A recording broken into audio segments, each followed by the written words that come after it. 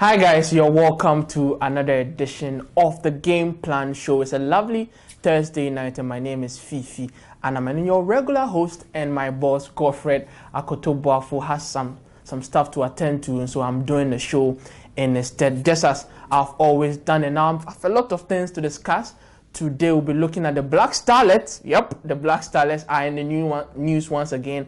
I'll be telling you more about that. We'll also be looking at the Black Queens, who have a new set of coaches. We'll also be looking at what is happening in the camp of Richmond Boakye Yiadom. Do you remember him? Richmond Boakye Yiadom, the Black Star striker. He's doing some fantastic stuff in Serbia. We'll also be delving straight into that. We'll be speaking about the controversial Kevin Prince Boateng right here on the show. So thanks for joining us. We are streaming live on our Facebook page, Pulse Ghana Sport.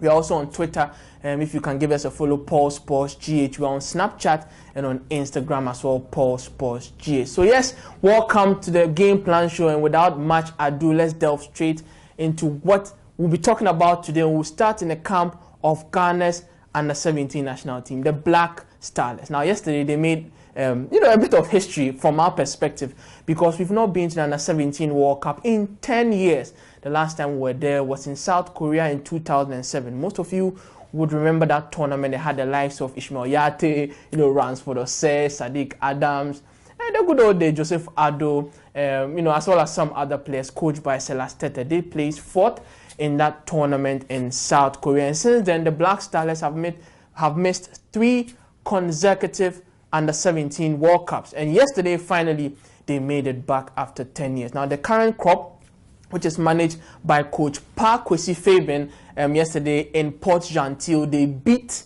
host of the Under-17 African Championship Gabon by 5-0 to book their place in the semi-final of that tournament, which automatically qualifies them for the World Cup, which takes place later this year in India. So yes, the Black Starlets are in the World Cup. I'll tell you a bit more about the game yesterday in Port Gentil.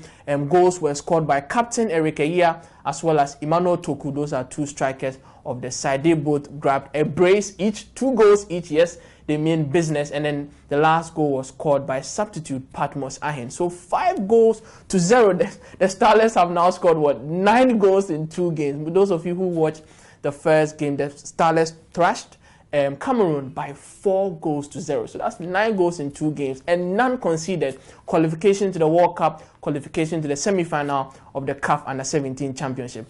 Are they good or what? But there's been a lot of talk on social media that we shouldn't get too excited, because we've seen this before. We are 2-time world champions, the Black Starlets. We won the World Cup for the first time in 1991, and the second time in 1995. Now we are African champions 2 times, so 1995 and 1999. So yes, it's an accomplished team, and so this is nothing new. But just to get that breath of fresh air, that zeal, that enthusiasm, that exuberance of attacking football, I think that has got Ghanaians excited. So that's what's happening. That's what's happening in the camp of the Black Starlets. Congratulations, boys, for making Ghana proud, and we look forward to watching you in the World Cup in India. But before then, first things first. We are in the semi-final. Let's make sure we go all the way to the final of the CAF Under-17 Championship currently happening in Gabon. And let's make sure we do what the Black Stars couldn't do in Gabon just a few months ago. Remember when the AFCON in Gabon and we couldn't win? We were knocked out in the semi-final by Cameroon. Already in the Under-17 Championship, we've wiped away Cameroon by 4-0. So that is a good omen. Maybe we might just, have our second chance in Gabon and lift the trophy. So fingers crossed for the Black Starlets and Kwesi Fabian's boy. Let's move on straight to our next story, which is that the Black Queens, yes, the national female senior team of Ghana, have 2 new coaches. Now, the first one is Masoud Didi Dramani.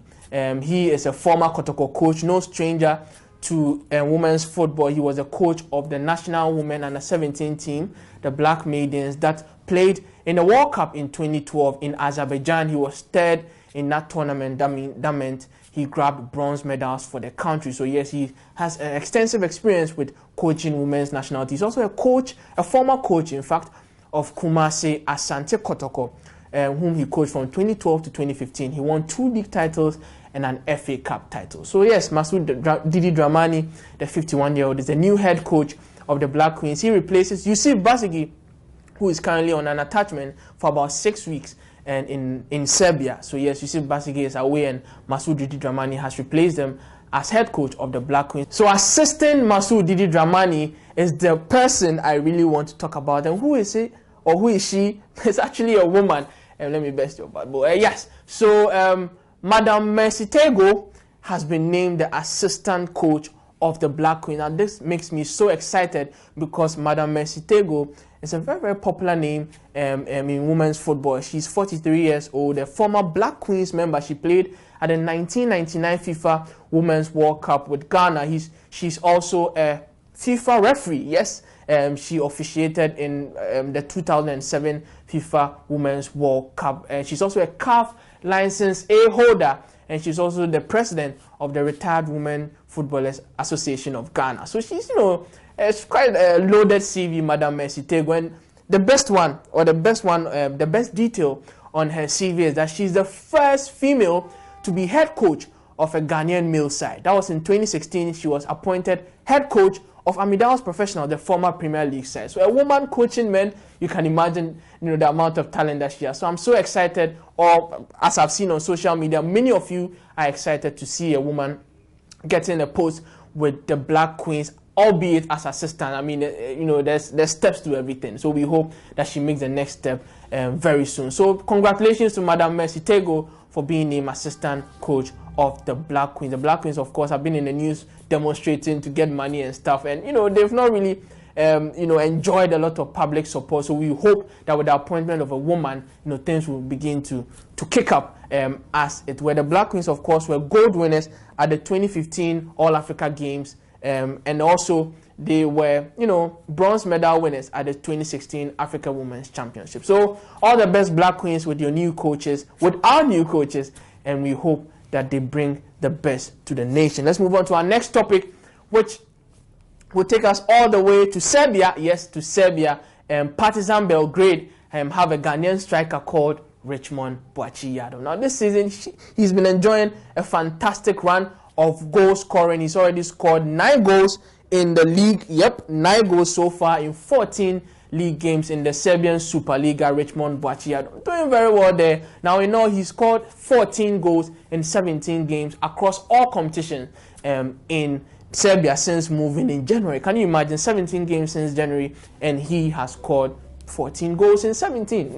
So it's very, very impressive. I'm speaking about Richmond because on Wednesday night he scored in a league game that Partizan Belgrade, who are former European champions as well as 29-time league champions of Serbia, won by 3-0 in the Serbian league. So just this Wednesday he scored his 13th goal. Yes, 13th goal of the season in 17 appearances. So 13 goals in 17, 9 goals in 14 league games. Yes, for Richmond Boakye Yiadom. He's won about 12 Ghana Cups and scored 4 goals for the national team. So he's no stranger to us. And this just in tradition with the game plans, tradition of scouting talent abroad. We've spoken about the likes of Kingsley Safo, and we've spoken about the likes of Rafael Dramani. And today we are speaking about Richmond Boakye Yiadom, who is doing some excellent stuff in Serbia. Remember, Richmond Boakye Yiadom once played at Juve. He never really got a chance to break into the senior team. Was sent on loan, to the likes of Sassuolo and Elche, and he signed for Atlanta and was sent on loan to Roda JC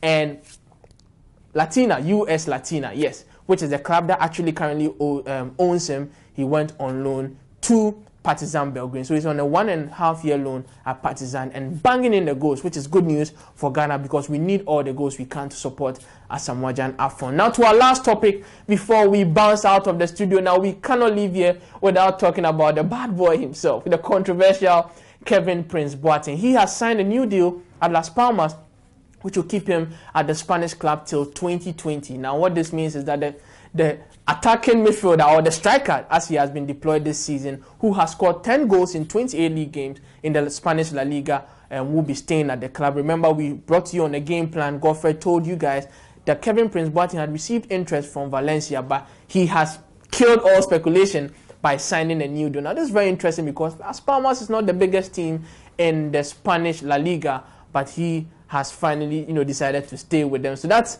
good news coming in the way of Kevin Prince Boateng. He will be staying at Las Palmas for the next 3 years, at least up to 2020. That's it for the Game Plan Show. Thanks for joining us. My name is Fiifi Anaman. I was doing the show in the stead of your regular host, Godfred Akoto Boafo. We'll be back on Monday. Keep following us, pulse.com.gh/sport, Pulse Ghana Sports on Facebook, Pulse Sports G8 on Twitter. I'm out of here.